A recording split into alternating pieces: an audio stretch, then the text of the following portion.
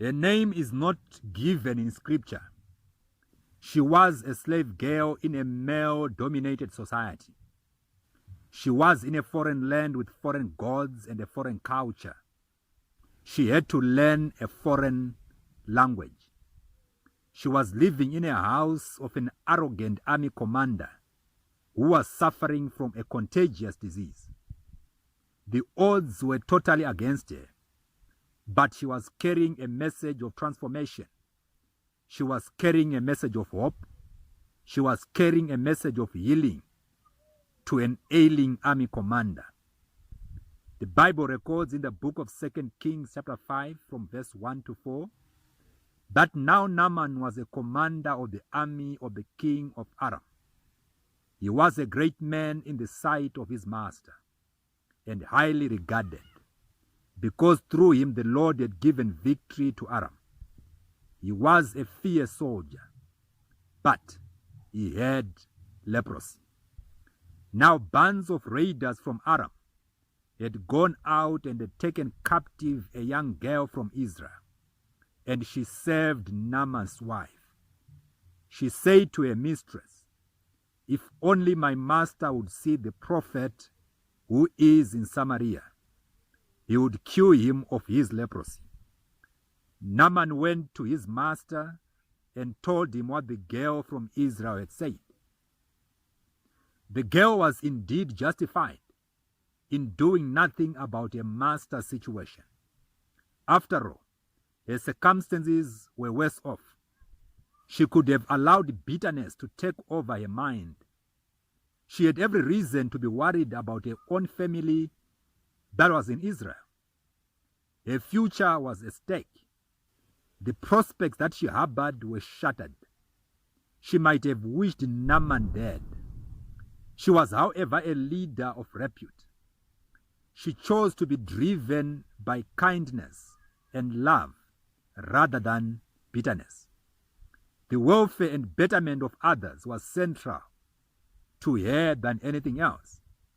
She probably thought that she was in that house for the very cause of the knowledge that she possessed. Her duty was to dispense of such a message.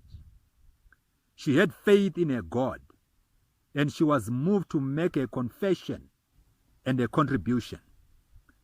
Many a time in this life, we are limited by what sounds and what surrounds us, and we fail to realize the greatness that is logged within us. We worry about the foreign environment that we may find ourselves in and fail to do what we are meant to do. We are first of all world citizens. The boundaries that separate us are only secondary. We have a duty to offload the solution we have been sent to offer to the world. Like the little girl, your name might not be known, but there is something that you know as a person. What you know will bring about change in a situation if you gather the guts to say it. You may think you are still too young, but age is just a number. Solutions do not respect the number of years that one has lived on earth. The slave girl never concentrated on her age. She focused her attention on the rock of ages instead.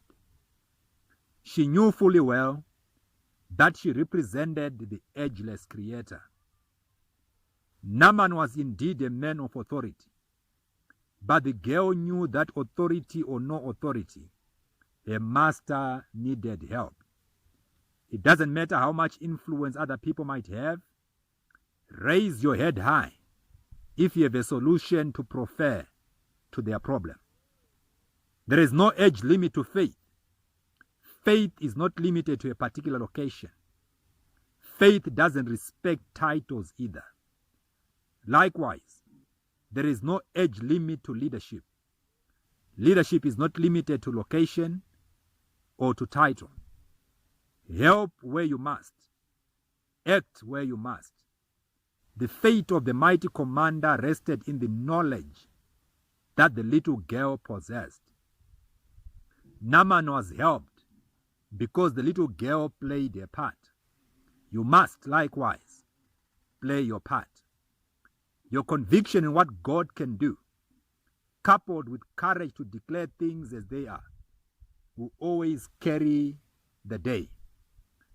Scripture says no more about her beyond the 2 verses where she appears, but a legacy of boldness, a legacy of inspiration, a legacy of courage, and a legacy of conviction lives on even unto this day.